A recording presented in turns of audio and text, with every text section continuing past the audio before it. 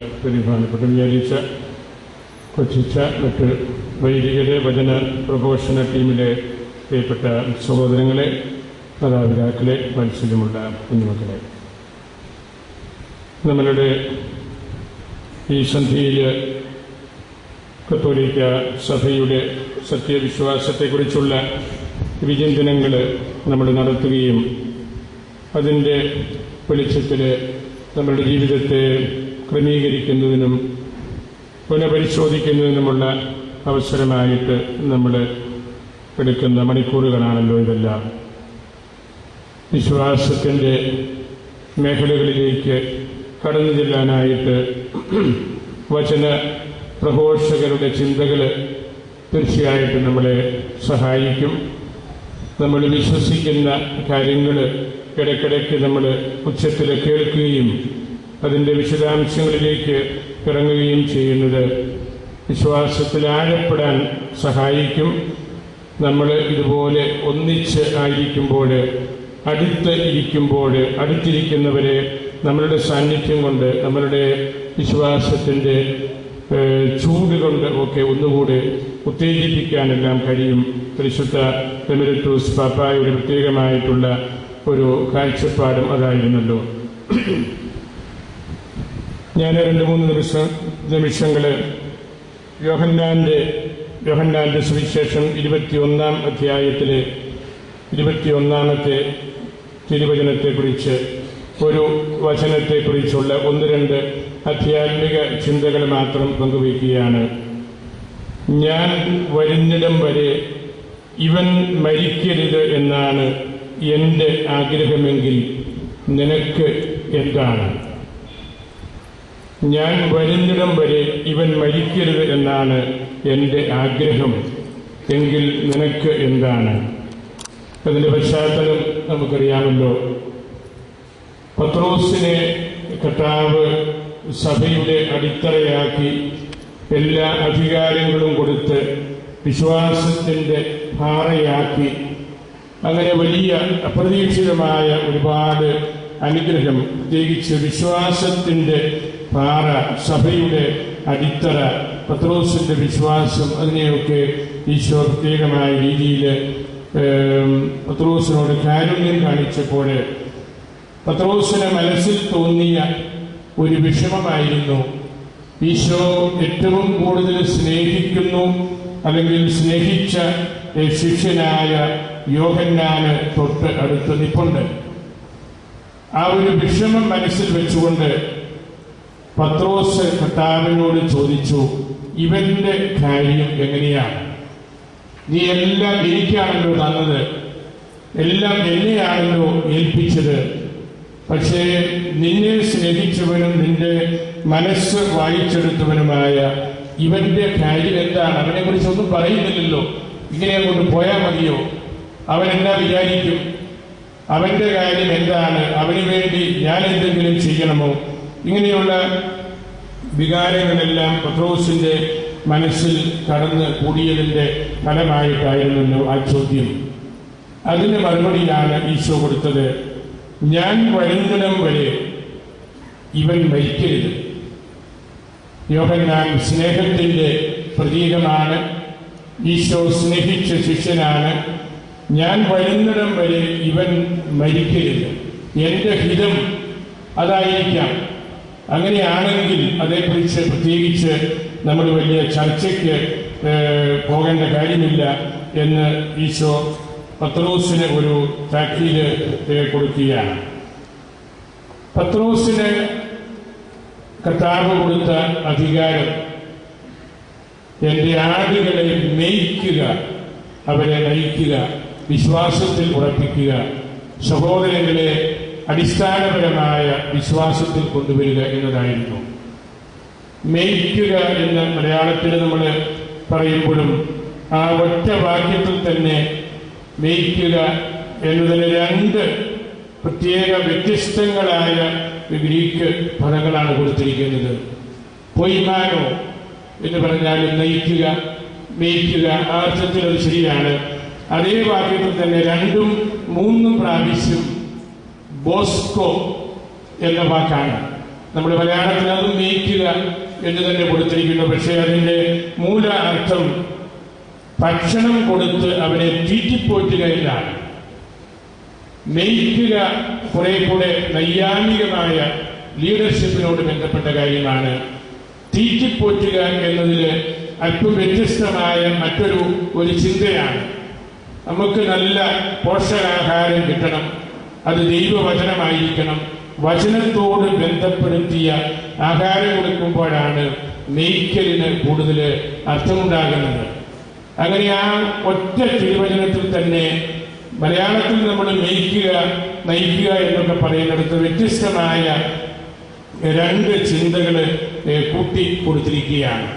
നമ്മളുടെ ലീഡർഷിപ്പ് നയിക്കുക എന്നതിൽ തീറ്റിപ്പോറ്റുക, ആടുകളെ തീറ്റിപ്പോറ്റുക, അവർക്ക് നല്ല ആഹാരം കൊടുക്കുക, അതാണ് പത്രോസിന്റെ വലിയ ദൗത്യമായിട്ട് കർത്താവ് പറഞ്ഞ വാക്യം. പത്രോസിന് അത് തീർച്ചയായിട്ടും തിരിച്ചറിഞ്ഞിട്ടുണ്ട്. അതിന്റെ പശ്ചാത്തലത്തിൽ വേണം ഈ യോഹന്നാൻ മരിക്കാതെ നിൽക്കണം എന്ന് പത്രോസിനോട്, നയിക്കുന്നവനോട്, തീറ്റിപ്പോറ്റാൻ വേണ്ടി ഉത്തരവാദിത്വം കൊടുത്തവനോടാണ് ഈശോ പറഞ്ഞത്, അവൻ അവിടെ നിൽക്കട്ടെ, അവൻ മരിക്കാതെ നിൽക്കട്ടെ. അതിനു മുമ്പ് നമുക്കറിയാവുന്ന 2-3 അവസരങ്ങളിൽ ഈശോയുടെ കല്ലറ കാണാൻ വേണ്ടി പത്രോസും യോഹന്നാനും അവര് ഒരുമിച്ച് ഓടി. അതാണല്ലോ തിരുവചനം പറയുന്നത്. കല്ലറയിലേക്ക് പത്രോസും യോഹന്നാനും ഒരുമിച്ച് ഓടി. അവരൊന്നിച്ചായിരിക്കേണ്ടവരാണ്. ഈ സ്നേഹമെന്ന യാഥാർത്ഥ്യവും ഭരണമെന്ന യാഥാർത്ഥ്യവും അത് ഒന്നിച്ച് ഓടേണ്ട കാര്യമാണ്. അതിനു മുമ്പ് വേദപുസ്തകത്തിൽ നമ്മൾ കാണുന്നത് അവർ ഒരുമിച്ച് ഓടി. സ്നേഹമുള്ളവൻ ആദ്യം കല്ലറയിലെത്തിയത് യോഹന്നാനാണ്. പക്ഷേ ഭരണപരമായിട്ട് കരുത്തുള്ളവന് ആദ്യം കല്ലറയിൽ ഇറങ്ങി. ആദ്യം എത്തിയത് യോഹന്നാനാണെങ്കിലും ആദ്യം ഇറങ്ങിയത് പത്രോസാണ്. അവർ ഒരുമിച്ച് ഓടി എന്നത് വളരെ നമുക്ക് ആധ്യാത്മികമായ അർത്ഥാന്തരങ്ങൾ തരുന്ന ഒരു തിരുവചനമാണല്ലോ. പിന്നീടൊരവസരത്തിൽ പത്രോസും യോഹന്നാനും മറ്റു ശിഷ്യന്മാരും കൂടെ 7 പേര് അത്ഭുതകരമായ മീൻപിടുത്തത്തില് കർത്താവ് കരയ്ക്ക് നിൽക്കുന്നത്, അത് കർത്താവാണ് എന്ന് തിരിച്ചറിഞ്ഞത് യോഹന്നാനാണ്. ആ തിരിച്ചറിവിനെ പത്രോസ് ഇന്റഗ്രേറ്റ് ചെയ്യുകയാണ്, അവന്റെ ആ വ്യക്തിത്വത്തിലേക്ക് സ്വീകരിച്ചു. തിരിച്ചറിഞ്ഞത് യോഹന്നാനാണ്, പക്ഷേ അത് മനസ്സിലാക്കി എടുത്തു ചാടി നീന്തി അക്കരയ്ക്ക് എത്തി കർത്താവിന്റെ പക്കൽ ആദ്യം എത്തുന്നത് പത്രോസാണ്. അവിടെയും അവരുടെ 2 പേരുടെ ആ ദൗത്യം, ആ തിരിച്ചറിഞ്ഞ യാഥാർത്ഥ്യം പ്രാവർത്തികമാക്കുന്നത് പത്രോസാണ്.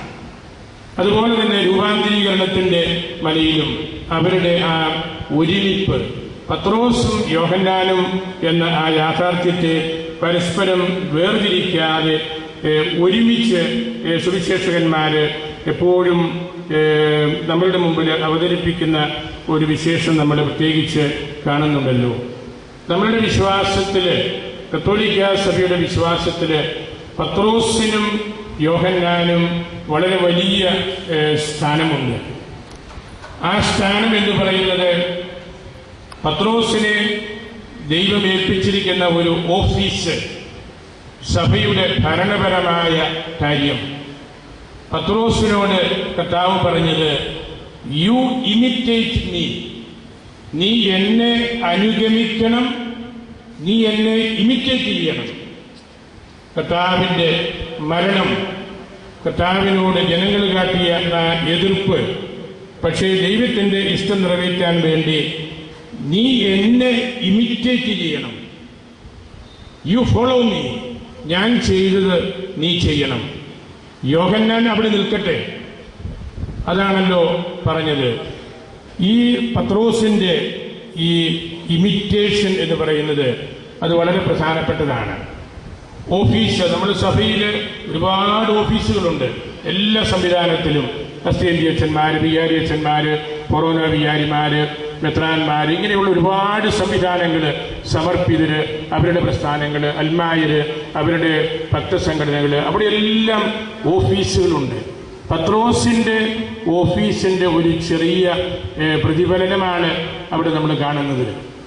ഈ പത്രോസിൻ്റെ ഓഫീസിനോട് ചേർന്ന് യോഹന്നാൻ്റെ ചൈതന്യം, സ്നേഹം മരിക്കാതെ എന്നും ഉണ്ടായിരിക്കണം. വാസ്തവത്തിൽ ഈശോ പറഞ്ഞ ആ തിരുവചനത്തിൻ്റെ അർത്ഥം അതാണെന്നാണ് ഞാൻ മനസ്സിലാക്കുന്നത്. നീ അഡ്മിനിസ്ട്രേറ്ററാണ്, ഭരണാധികാരിയാണ്. എന്നെ അനുഗമിക്കേണ്ടവനും എന്നെ അനുകരിക്കേണ്ടവനുമാണ്. വിശ്വാസികളെ നയിക്കേണ്ടവനാണ്, വിശ്വാസികൾക്ക് ഭക്ഷണം കൊടുക്കേണ്ടവനാണ്. എൻ്റെ കൂട്ടത്തിൽ നീ നിൽക്കണം, ഞാൻ നിനക്ക് വേണ്ടി പ്രാർത്ഥിച്ചിട്ടുണ്ട്. ഇതെല്ലാം പത്രോസിനെ പറഞ്ഞ് കേൾപ്പിച്ച് ബലപ്പെടുത്തുമ്പോഴും യോഹന്നാനെ കുറിച്ച് പറഞ്ഞത് അവൻ മരിക്കാതെ അവിടെ നിൽക്കണം. നിന്റെ കൂട്ടത്തിൽ നിങ്ങൾ നേരത്തെ ഒന്നിച്ച് ഓടിയതുപോലെ, ഒന്നിച്ച് മീൻ പിടിച്ചതുപോലെ, ഒന്നിച്ച് രൂപാന്തരീകരണത്തിന്റെ മടിയിലേക്ക് പോയതുപോലെ പത്രോസിനോട് കൂടെ യോഹന്നാൻ എന്ന സ്നേഹം വേണം. പത്രോസിന്റെ ശുശ്രൂഷയിൽ കേവലം ഒരു ഓഫീസിലിരുന്ന് അഡ്മിനിസ്ട്രേഷൻ നടത്തുന്നത് പോലെ അല്ല സഭയെ നമ്മൾ നയിക്കേണ്ടത്. ആ അഡ്മിനിസ്ട്രേഷനിൽ ഒരിക്കലും മരിക്കാത്ത സ്നേഹം, വാത്സല്യം, അത് കൊടുത്താണ് നമ്മൾ തീറ്റിപ്പോറ്റേണ്ടത്. യോഹന്നാൻ മരിക്കാതെ നിൽക്കട്ടെ, നീ ഭരിക്കുക, നീ ഭരണം നടത്തുക, പക്ഷേ നിന്നോടുകൂടെ ഈ യോഹന്നാൻ എന്ന ആ ശ്ലൈഹിക സാദൃശ്യം എപ്പോഴും ഉണ്ടായിരിക്കണം. യോഹന്നാൻ കുറച്ചുകൂടെ കഴിഞ്ഞ് സ്വാഭാവികമായിട്ട് മരിക്കട്ടെ. നീ ഉടനെ എന്നെ അനുകരിച്ച് ക്രൂശിതനാകാൻ പോവുകയാണ്. യോഹന്നാന് സ്വാഭാവിക മരണം കിട്ടട്ടെ, അവന് വാർദ്ധക്യം വരട്ടെ, അവൻ സുവിശേഷം എഴുതട്ടെ.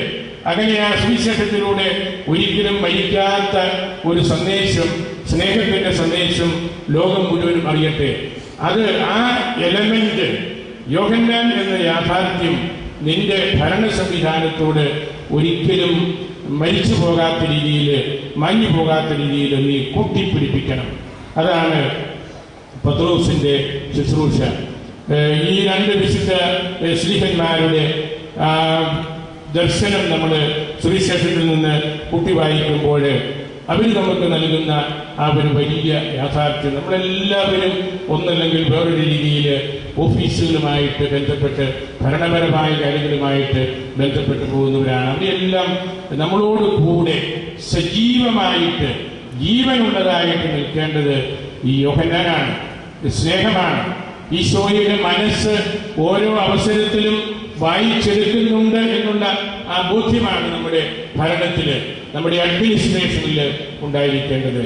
അതുകൊണ്ട് ഈശോയെ അനുകരിച്ച് സഭയ്ക്ക് നേതൃത്വം കൊടുക്കുന്ന ആ സംവിധാനത്തിൽ നമുക്കെല്ലാവർക്കും ഈ പത്രോസിന്റെയും യോഹന്നാന്റെയും ആ ആത്മീയ വഴികൾ നമ്മൾ കണ്ടെത്തണം. അത് ഒന്നിച്ചു പോകേണ്ട വഴികളാണ്. ഭരണവും സ്നേഹവും അത് രണ്ടും കൂട്ടിമുട്ടുമ്പോഴാണ് വിശ്വാസം ജനിക്കുന്നത്. അത് ഒറ്റപ്പെട്ട വഴികളല്ല. ഹൈഡ്രജനും ഓക്സിജനും ചേർന്ന് ജലം നമുക്ക് കിട്ടുന്നത് പോലെ ഈ സഭയുടെ ഭരണവും ആ ഭരണാധികാരി കൊടുക്കുന്ന സ്നേഹവും അത് രണ്ടും കൂട്ടി യോജിപ്പിച്ച് വാങ്ങിക്കുന്ന ആണ് നല്ല ജീവിതത്തിന് ഏറ്റവും ആവശ്യമായ ശുദ്ധമായ ജലം കിട്ടുന്നത് പോലെയാണ്. നമ്മുടെ വിശ്വാസത്തിന്റെ ഉള്ളറകളിൽ ഈ രണ്ട് വിശുദ്ധ ശ്ലീഹന്മാരെ നമുക്ക് പ്രത്യേകമായിട്ട് സൂക്ഷിക്കാം. ഈശോയുടെ ആ വചനം, ഞാൻ വരുന്നിടം വരെ, ലോകാവസാനം വരെ ഇവൻ മരിക്കരുത് എന്നാണ് എൻ്റെ ആഗ്രഹം. അവൻ ലോകത്തിന് നൽകിയ ആ സ്നേഹം, സഭ സ്നേഹം തന്നെയാണ്, ഈശോ സ്നേഹം തന്നെയാണ്. അത് ഒരിക്കലും നിങ്ങളുടെ ഭരണക്രമത്തിൽ മരിച്ചു പോകരുത്, ഇല്ലാതാകരുത്. നിങ്ങളുടെ ഭരണത്തിൽ കൊടുക്കേണ്ടത് ആ സ്നേഹമാണ്. നയിക്കുന്നയാള് കൊടുക്കേണ്ടത് തീറ്റിപ്പോറ്റാൻ ആവശ്യമായ ആ ദൈവവചനമാണ്, സ്നേഹമാണ്.